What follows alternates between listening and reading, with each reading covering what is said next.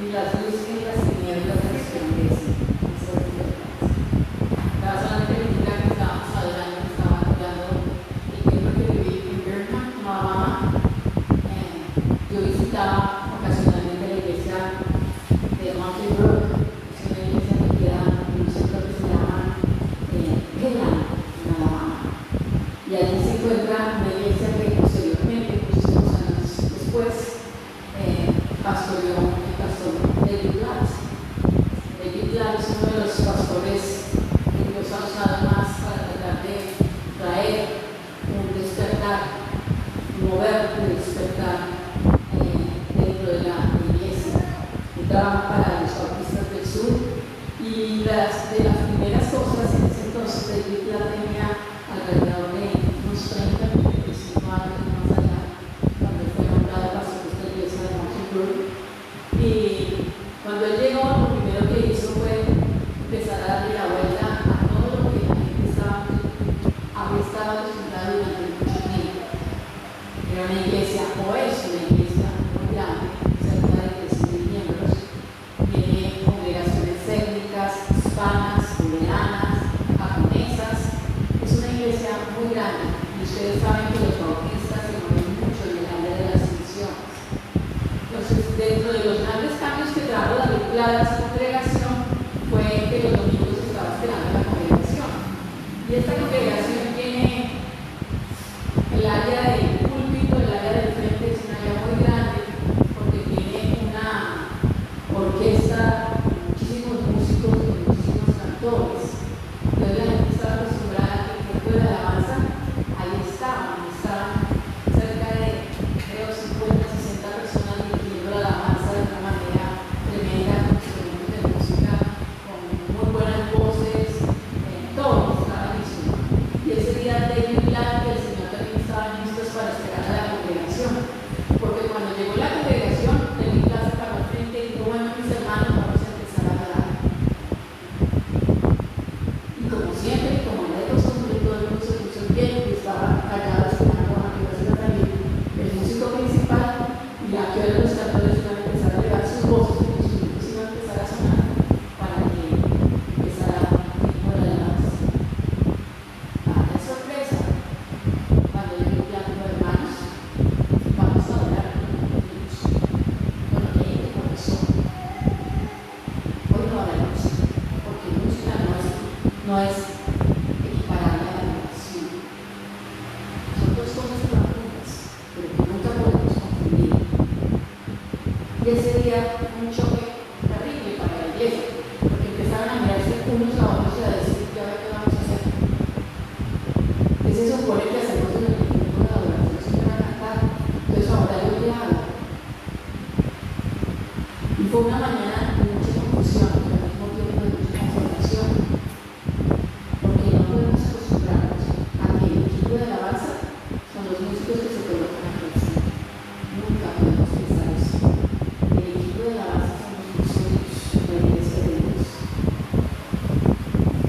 La adoración, por muchas voces bonitas que tengamos o por instrumentos que suenen muy lindo, esa no es lo que lleva a la Dios. La adoración verdadera es la gratitud, el amor que queremos entregar, nuestro reconocimiento a quien es Él. Entonces, desde ahora nosotros también tenemos que seguir reevaluando, mirando lo que nosotros o a lo que nosotros hemos sido destinados en cuanto a la alabanza y a la adoración. Porque la alabanza y la adoración, claro que sí, involucra música, pero música sin corazón, sin gratitud, sin un corazón rendido, que exalta, viene preparado para aceptar el nombre del Señor, no es adoración. Así tengamos todos los mejores equipos, los mejores cantores y los mejores músicos. Dios no va a ser glorificado en eso. Dios es glorificado en el estilo de vida que ha vivido una relación profunda con Dios durante toda la semana y que cuando viene acá, viene con las manos llenas para entregar alabanza al nombre del Señor. Entonces, queremos simplemente esa historia para que podamos ir pensando y ir evaluando mucho de lo que nosotros a veces entendemos como lo que es la alabanza y la adoración.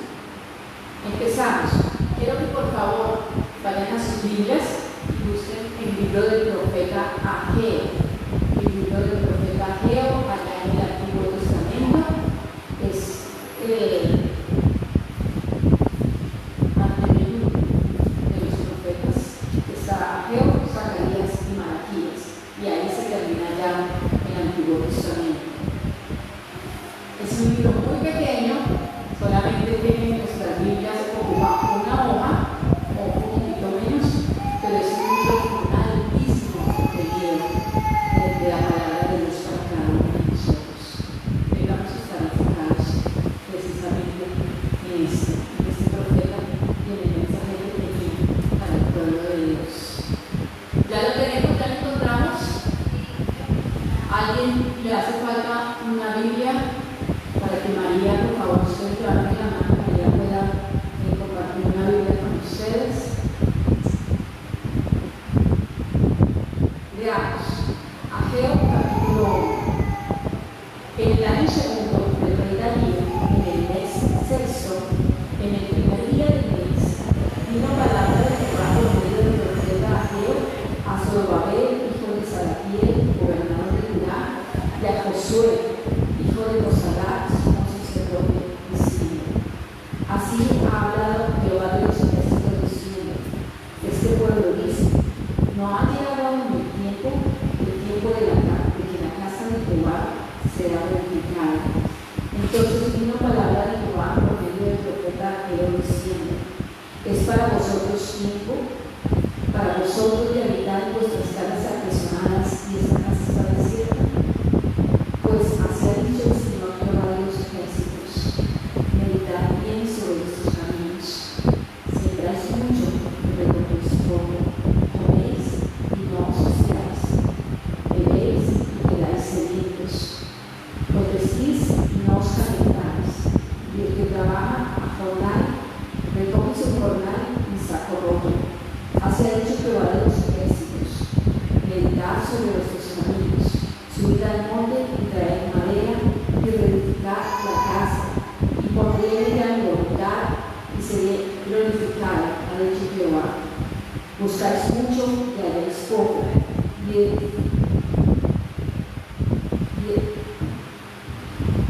encerráis en casa, y yo lo disiparé en un soplo. ¿Por qué?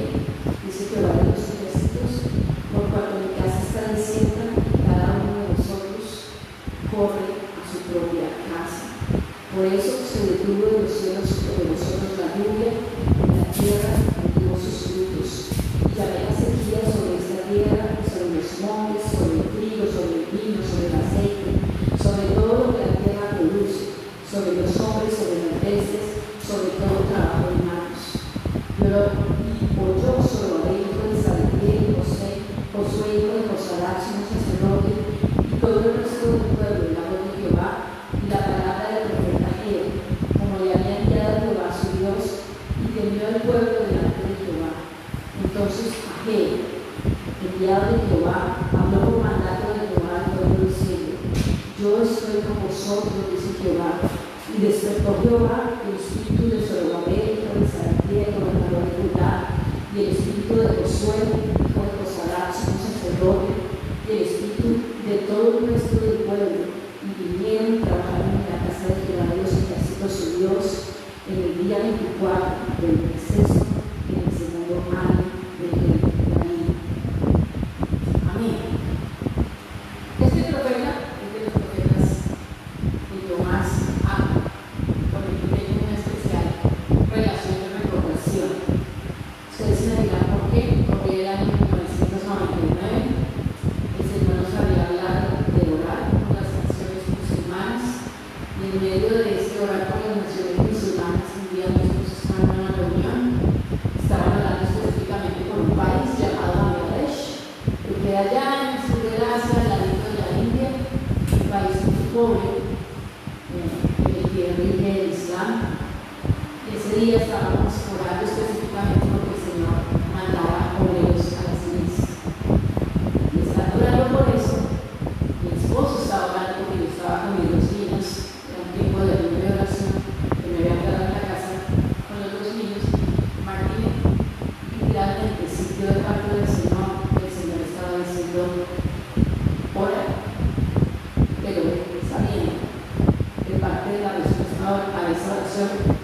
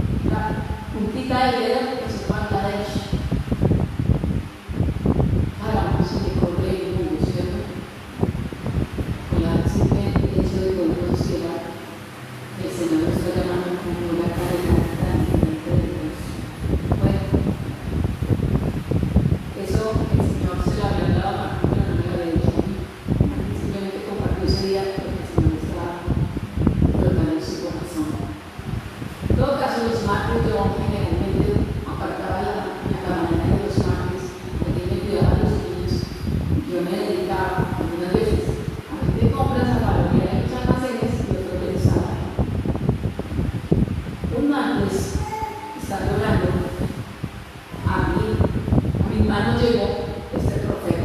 Nunca lo había leído. Había pasado quizás así de paréntesis, algún que otro versículo que nunca lo había leído. Ese día empecé y me detuve y empecé a leerlo.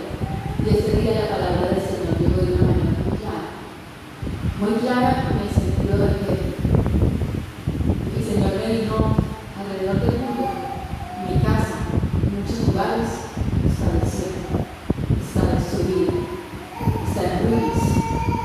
Y para eso necesito llamar y alistar a mi pueblo para que mi pueblo vaya a construir. Esa fue para mí la palabra de confirmación de como sea, al precio que sea, vamos a ir a servir en ese lugar. Y después de 10 años, el Señor nos llevó y pudimos servir en medio de los legales por 5 años. Entonces, es un libro que realmente tiene una conexión emocional y espiritual muy grande para mí, porque con él el Señor me habló y después de que el Señor había hablado con su boca, lo cumplió con sus manos, porque se encargó de que los hechos llegaran a lo que era en ese entonces prácticamente un sueño imposible de cumplir. ¿Por qué quiero compartirles a ustedes de este profeta? Porque estamos viviendo un tiempo que es muy peligroso, un tiempo en donde todos los seres humanos alrededor de la tierra, yo diría que no escapa ningún país, que no escapamos ninguno de nosotros. Estamos viviendo un tiempo en donde las presiones internas y externas, en donde las demandas que colocan la gente sobre nosotros, en donde las expectativas que tenemos nosotros de nosotros mismos y de lo que podemos llegar a ser y a tener, en donde las tareas de nuestro día a día nos empiezan a acorralar de una manera muy fuerte, muy profunda. Y estoy diciendo acorralar porque todas esas cosas, todas esas expectativas, todos esos sueños, todas esas presiones, ¿de qué hablas? En el trabajo tenemos presión de nuestros medios por rendir, en la casa tenemos presión de dar lo mejor. Como cristianos tenemos siempre el llamado de vamos para adelante, no podemos quedarnos dormidos. En el área financiera hay presiones de todo tipo, hay deudas, gastos extraordinarios, situaciones en donde nosotros sentimos que tenemos que ayudar a personas que estamos permanentemente siendo comprimidos por todo ese tipo de circunstancias, nos van acorralando, nos van acercando, de manera que a veces nosotros nos encontramos corriendo nuestras vidas únicamente para perseguir tres cosas: lo que necesitamos en nuestro día a día, lo que necesitamos hacer de manera inmediata porque sabemos que nadie más lo va a hacer, y lo urgente, tratando de cubrir las urgencias. Y ahí pasan los días y nosotros en cierta manera nos acostumbramos a vivir y nos acostumbramos a vivir de una manera tan similar a aquellos que no tienen a Cristo en su corazón, en que no hay ningún tipo de diferencia. Y por eso es que el mundo, muchas veces la iglesia, ha dejado de ser sal y ha dejado de ser luz. Porque al estar tan acorralado por todas esas tipos de circunstancias que nos rodean, al estar corriendo la competencia de correr perro, ¿no? Y esa competencia por la que alcanzar la felicidad, alcanzar el éxito, y el perro corre tratando de agarrarse sin poder nunca alcanzar. Nosotros estamos de cierta manera disolviendo, dejando que nuestra vida se diluya en medio de ese proceso. Y aquí es donde nosotros tenemos que empezar a parar.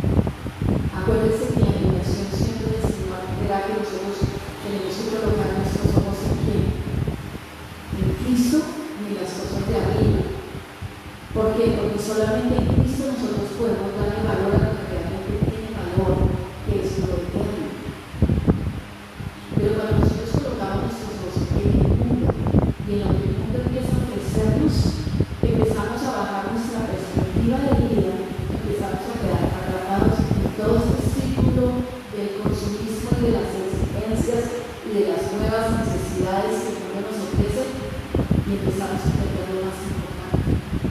¿Qué es eso más importante? El Señor, nuestra relación con el Señor.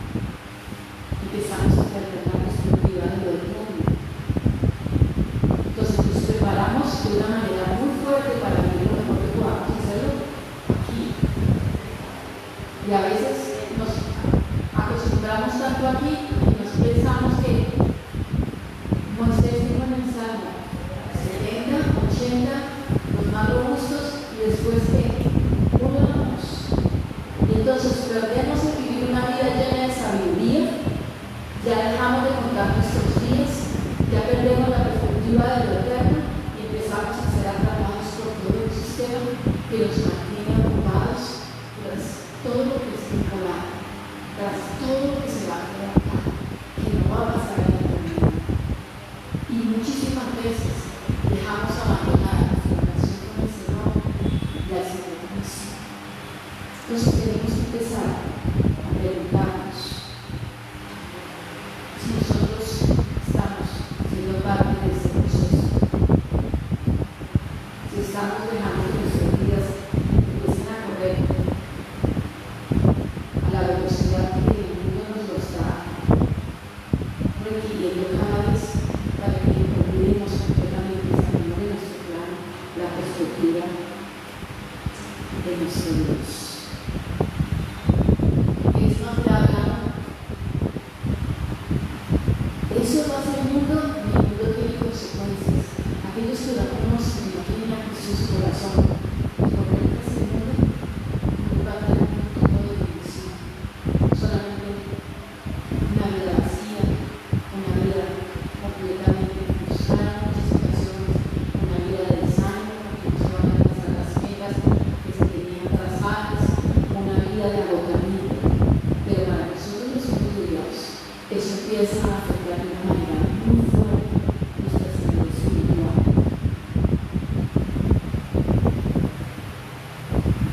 Yo no sé si tú has vivido, pero yo sí, muchísimos tiempos, porque es una lucha permanente la de nuestra naturaleza de pecado contra la naturaleza de Dios colocada en nuestra corazón a través de Dios. Pero siempre que yo percibo que mi relación con el Señor empieza a entrar, porque empiezo a poner muchísimo más atención a todo lo que en este mundo es importante, yo empiezo a percibir que me empiezo como a acercar, que ya no quiero orar mucho, que ya empiezo a racionalizar muchos de los principios de Dios. Y eso era lo que estaba pasando delante del pueblo de Israel cuando el Señor tuvo que mandar al profeta Ageo para traer su palabra. Nosotros, como hijos de Dios, no podemos permitirnos ni darnos el lujo, porque es demasiado peligroso para la salud de nuestra alma y para la salud de nuestro espíritu, el dejar a un lado a Dios para estar luchando y invirtiendo todas nuestras energías, nuestras fuerzas, nuestros talentos y nuestro tiempo en todo lo que es absolutamente importante. Corremos un grave y un gravísimo peligro. ¿Cuál es el contexto en el que se escribió el libro de Ageo? Ustedes están recibiendo una clase de panorama de la Biblia que está en el Antiguo Testamento, ¿cierto? Estuvieron hoy viendo las bendiciones que vienen los libros del Antiguo Testamento, que están en el Pentateuco, de libros históricos, de libros poéticos, de libros proféticos. Todo eso lo vieron, ¿cierto? Queremos que ustedes puedan tener un entendimiento más claro de dónde estamos, dónde esto ocurrió, cuál fue lo que ocurrió, porque lo necesitamos para dar nuestro testimonio a Cristo, lo necesitamos para poder entender cuando nos sentamos a leer el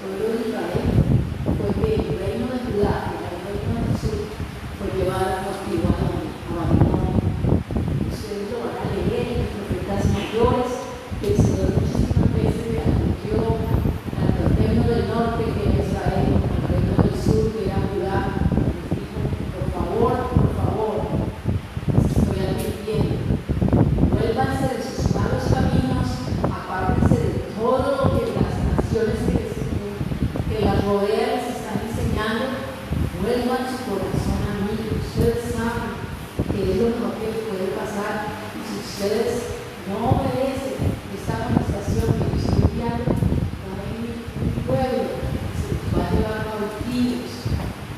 Y el pueblo de Israel, les entraba por acá y les salía por acá. Y llegó el cumplimiento de la profecía que se me había dado a través de ellos. El profeta Jeremías se levantó y profetizó para el pueblo de Judá y le dijo: y en un tiempo en que ustedes van a ser llevados cautivos, van a durar allá 70 años, pero después de 70 años yo les voy a visitar, ustedes van a salir, van a de nuevo volver a ser mi pueblo, van a edificar el templo, van a construir de nuevo la muralla de Jerusalén y van a volver de nuevo a ser mi pueblo. No por ustedes, sino porque yo lo he decidido así. Entonces, durante el tiempo del profeta Ageo, es el tiempo en que ya estaba llegando el cumplimiento de esos 70 años. El pueblo ya había sido llevado a Babilonia, estaba en la cautividad. Lo único que quedó en la tierra de Palestina que fue ruinas, un templo destruido, el Señor les había dejado, todo el pueblo fue llevado como esclavos a Babilonia y no quedaba nada. Pero el tiempo se acercaba, el tiempo comenzó a acercarse y nosotros nos encontramos aquí. El profeta Ageo, en esta profecía, tiene fecha cronológica corroborable históricamente. Estamos ubicados en el año 520 a.C. y más específicamente, según lo cuenta aquí, el profeta en el mes de septiembre del año 520 a.C. Ya han pasado 69 años desde que el pueblo de Judá había sido llevado. Y el Señor ha dicho: en el año 70 van a regresar, yo les voy a volver a traer a casa. Ahí nosotros nos encontramos, año 520.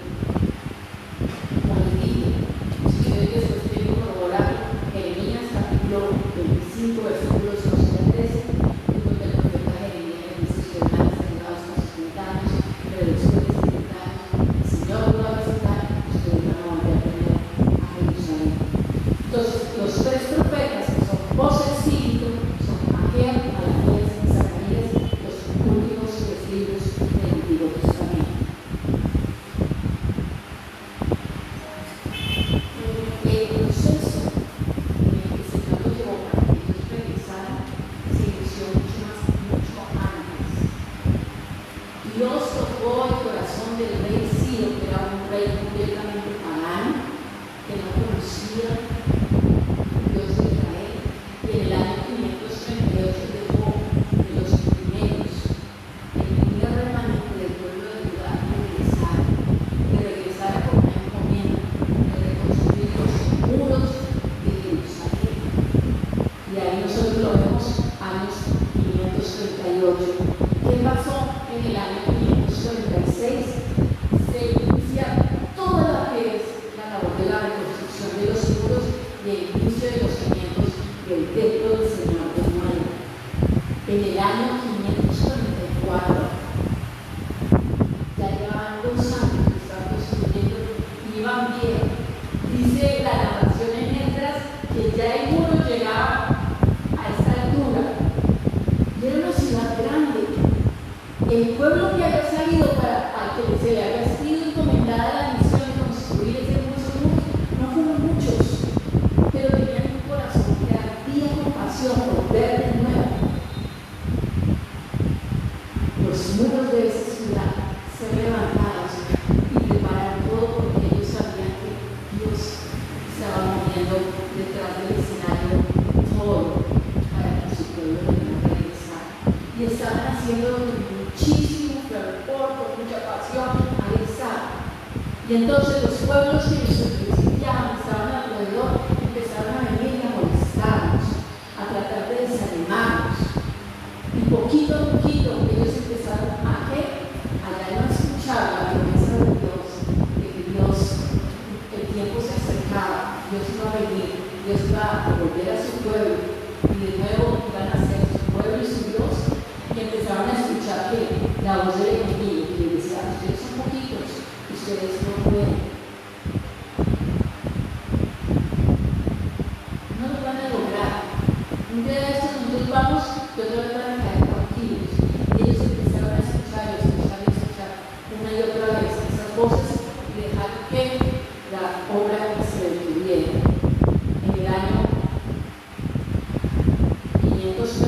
4, la obra se detuvo por completo, por completo. Solamente 4 años después de que el primer y el segundo remanente habían salido, la obra se detuvo de una manera completa. Y cuando el Señor levanta al profeta Ageo, ya han pasado 14 años desde que se había detenido completamente la obra. 14 años habían pasado. Y es ahí cuando viene la palabra del Señor. Y es bien interesante, porque el Señor, versículo 2 dice: así habla Jehová de los ejércitos del cielo. Este pueblo dice: no ha llegado un tiempo, el tiempo en que la casa de Jehová sea reedificada. Dios estaba mirando a su pueblo. Él nunca aparta sus ojos de nosotros. Nosotros nos apartamos de Él, pero Él nunca aparta sus ojos de sobre cada uno de nosotros. Y lo que estaba sucediendo en ese tiempo era que el Señor estaba en medio del pueblo, viéndolos a ver qué estaban haciendo, qué ellos estaban pensando, qué es lo que había en su corazón. Y lo que el Señor, la queja con la que el Señor viene y habla a través del profeta, todo eso, y ustedes dicen que todavía no han llegado.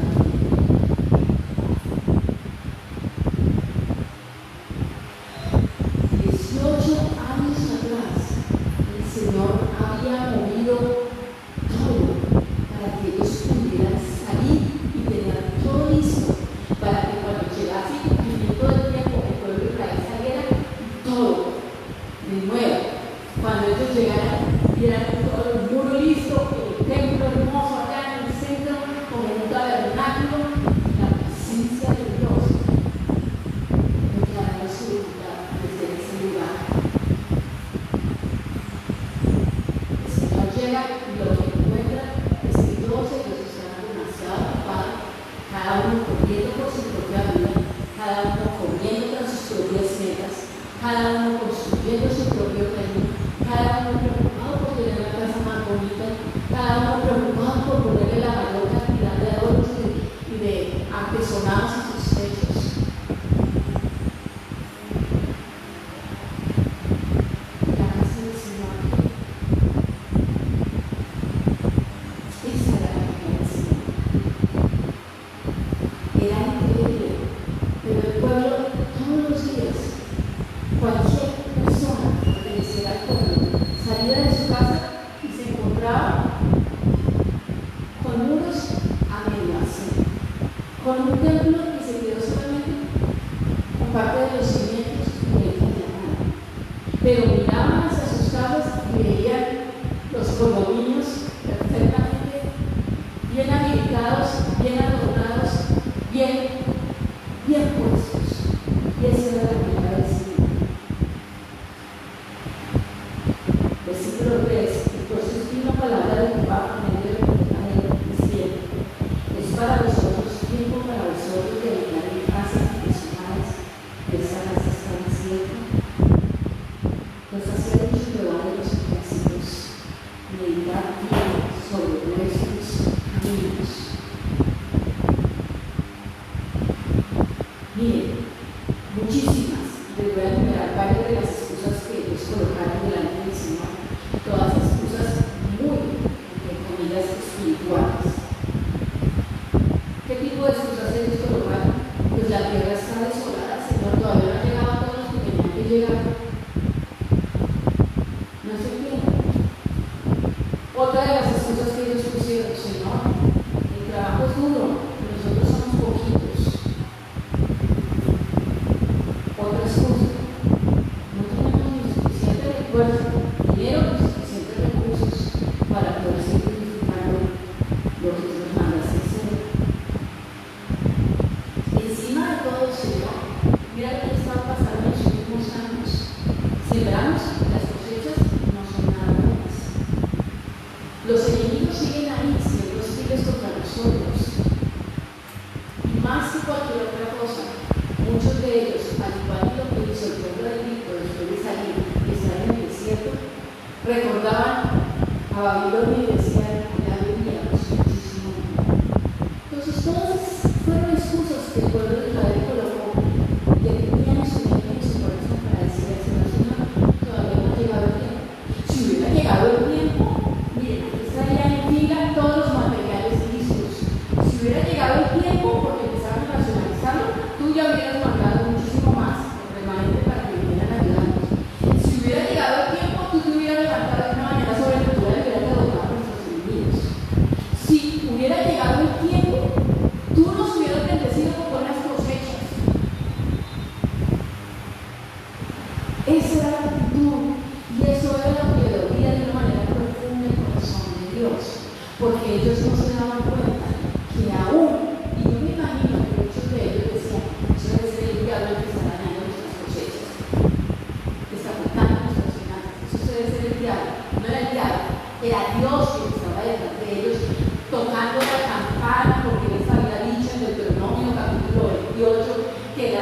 maldiciones que iban a venir a su obediencia, iba a ser que sus tierras, sus mujeres, sus ganados iban a ser fértiles, pero que si se apartaban de Dios, en Deuteronomio 28 dice que las maldiciones a la desobediencia hacen la sequía, la esterilidad, nada que les aliviere. Y muchísimas veces nosotros pensamos que es un ataque del enemigo y nos damos cuenta que es un campanazo de Dios para que nosotros nos damos cuenta que estamos corriendo por lo que no vale la pena, que necesitamos de nuevo regresar a nuestro Cristo, regresar a sus brazos, colocarlo a Él en primer lugar. Porque nosotros decimos, sí, nosotros como hijos de Dios, Dios está en primer lugar. Y Dios está en nuestras casas. Él está en primer lugar, pero en lugar de mirar la novela, de leer la Biblia, estamos encantados mirando la novela. Y créanme, no estoy en contra de que miren la novela, no soy egoísta. Estoy diciendo, uno siempre tendrá tiempo para lo que uno valora, pero si tu relación con Dios no tiene suficiente valor para ti, más fácil y más valor puede tener unas novelas americanas para que tú veas que tú no tienes. Entonces tenemos que empezar a medir, porque ese es el llamamiento del Señor. 4 veces en este capítulo el Señor les dice: deténganse y mediten, miren atentamente por dónde ustedes están caminando. ¿Qué es lo que ustedes están persiguiendo? ¿Por qué ustedes están luchando? ¿Cuál es el anhelo de sus corazones? Miren si yo estoy dentro de eso. Y la verdad es que en ese entonces, en el tiempo del profeta Ageo, Dios no era una de sus prioridades. De labios, Dios era el centro, pero en su vida práctica lo negaban completamente. Y por eso, cada vez que el Señor se paseaba por las calles de Jerusalén, veía muy lindas casas, y su casa estaba completamente desierta. Completamente desierta. Hay un contraste bien triste ahí. No había recursos para construir la casa del Señor, había muchos recursos para construir cada uno.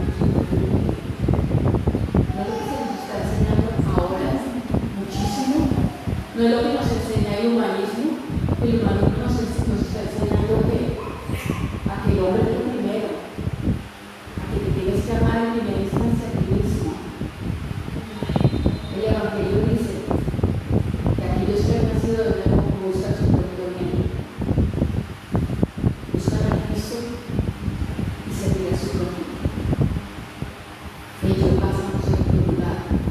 El mundo nos está vendiendo la idea de que el éxito es tener la mayor cantidad de estar posible, la casa más grande, porque ahora no se habita en casas por el simple hecho de habitar.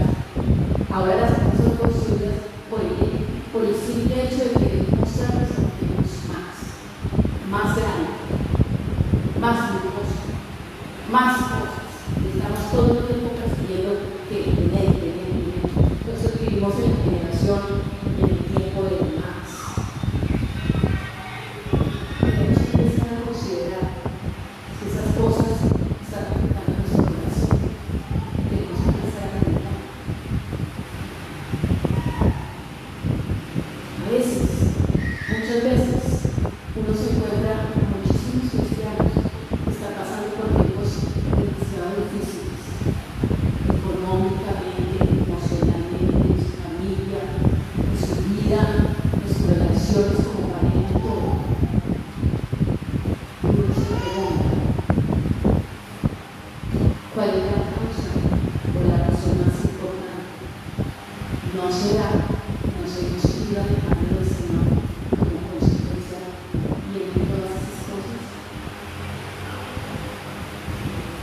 Cuando el Señor reina en nuestras finanzas, yo te aseguro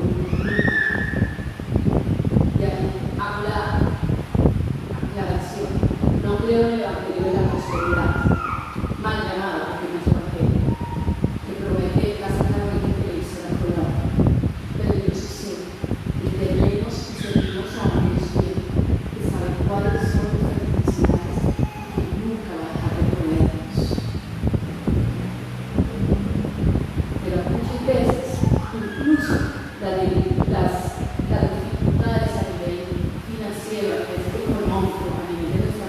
situaciones, de problemas en la casa, es porque nos hemos ido alejando de nuestro Dios. Y entonces empezamos a enfrentar toda esta cantidad de ese número de dificultades. ¿Qué les dice el profeta? El profeta les dice: suban al monte en el versículo 7, traigan madera. ¿De qué está hablando Jesús? Está diciendo: suban al monte y traigan madera. Obviamente tenían que subir al monte y traer madera físicamente para empezar a construir, pero estaba hablando de dejar un lugar de confort, de acomodamiento, en donde tú te sientas y tú eres el rey de tu vida, todas las cosas en las que tú te involucras, es porque realmente te van a prestar beneficio personal. Lo que el Señor está diciendo es: necesito que ustedes salgan de esa zona de confort, empiecen a pensar en mí, empiecen a pensar en mi casa, empiecen a trabajar por mis propósitos, empiecen a colocar las prioridades en sus vidas en el orden de ustedes. ¿Cuáles son esas prioridades en sus vidas? La primera: vuelvan a hacer de mí el centro de sus vidas. No hay mayor desgracia para un hijo de Dios que dejar relegada a Dios, su relación con Dios, a un lado.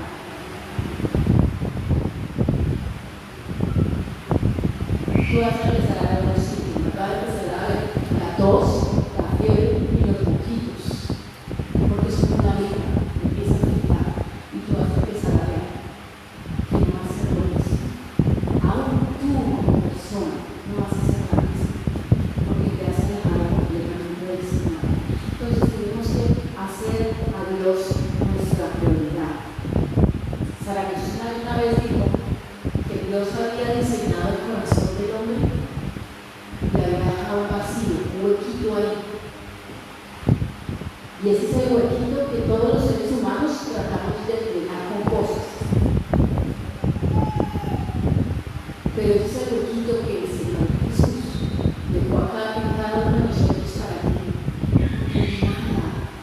Nada puedes hacer en nuestra vida sin vacío. Salimos sin hueco, nada. Por eso es que uno ve al mundo corriendo, sale un carro y viene el próximo, sale el teléfono y viene el próximo, y andamos en la carrera loca del perrito por tratar de obtener el staff más nuevo, pero nunca vamos a llegar a sentirnos realmente satisfechos. Dentro de eso, de hacer a Dios el centro, implica que nosotros podamos estar pendientes de nuestra salud espiritual. ¿Cómo está nuestra relación con nuestro Dios? ¿Qué tanto tiempo estamos nosotros siendo alimentados por su palabra? ¿Qué tanto tiempo nosotros estamos tratando de cultivar y de buscar espacios para ser luz en nuestro espíritu? No estoy hablando de iglesia. Ese es otro concepto que nosotros tenemos que voltear. Dios y la iglesia no son lo mismo. Aborrezco las iglesias, las comunidades que le enseñan a su pueblo que está 24/7 en la iglesia, involucrados en los importantes ministerios. Es ser buen cristiano, porque le están robando tiempo a sus familias, le están robando tiempo significativo a relaciones donde tú puedes sembrar el reino de Dios en tu corazón. Entonces nunca podemos equiparar Dios con la iglesia. Cuando yo hablo de relación con Dios, de volvernos a Dios, significa que nosotros tenemos que ser proactivos en buscar de Dios, en compartir con nuestros hermanos, con nuestra familia, con la gente que nosotros conocemos, que tenemos al Señor Jesús en nuestros corazones para seguir creciendo, para seguir alimentándonos. Y eso lo podemos hacer de una manera muy formal. Siempre con Martín decimos, desde acá no se afecta sin un 10%, pero cuando nosotros nos sentamos y compartimos, estamos hablando, resolvemos dudas y hablamos de seguridad de nuestros testimonios, todo eso empieza a revitalizar nuestro espíritu para que nosotros podamos crecer. Cuando nosotros nos involucramos de una manera sabia en el servicio de la iglesia, obviamente eso nos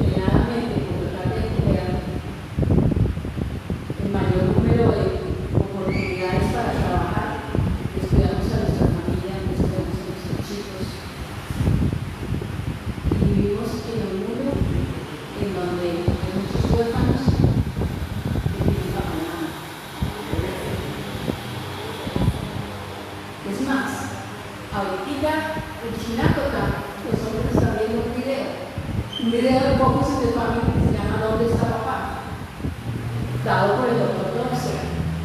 Y el mensaje de ese video es que en muchos lugares, porque se ha probado estadísticamente, en muchos lugares, el papá y la mamá, pero especialmente el papá, sale desde las 5 o 6 de la mañana, vuelve a las 7 o 8 de la noche, se sienta en el televisor y la cantidad de tiempo que están viviendo en sus hijos no pasa de 2 minutos al día.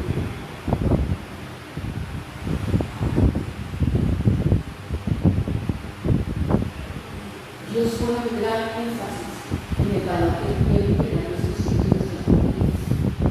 Nosotros no estamos construyendo familia, nosotros estamos construyendo reino. Y la casa del Señor está desolada. Tenemos que invertir nuestro tiempo, nuestro talento. Antes, ustedes que tienen niños pequeños, inviertan su tiempo en sus niños. Pasen 5 minutos semana. Y no porque quisiera que no salga nada, todo el tiempo que se pueden poner pequeños.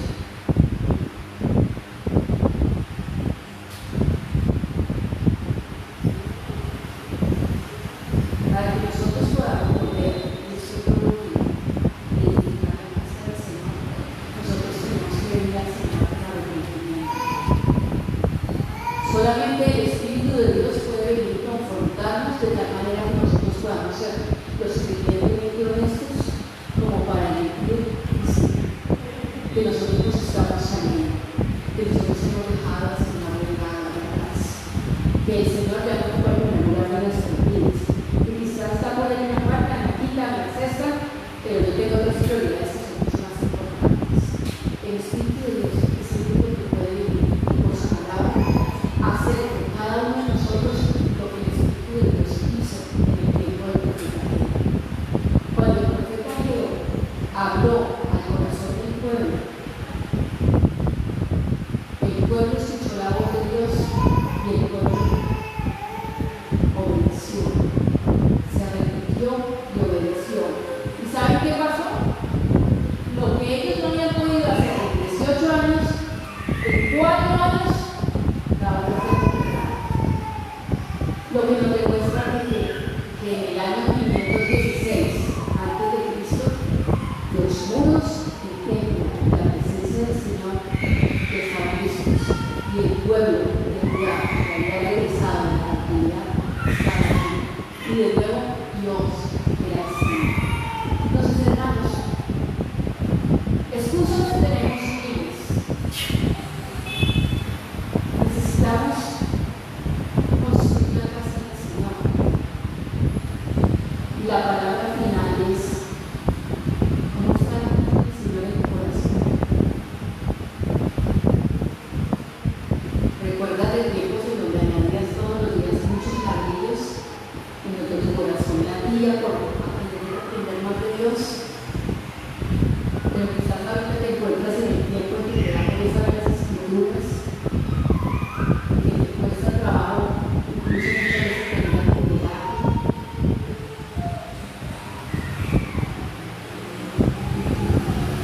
En que las prioridades de Dios en cuanto a tu familia han sido completamente echadas a un lado, quizás porque necesitas trabajar más para comprar el último televisor de 55 pulgadas. Tenemos que pensar bien cuáles son nuestros caminos, que el Señor pueda hablar a cada uno de nosotros.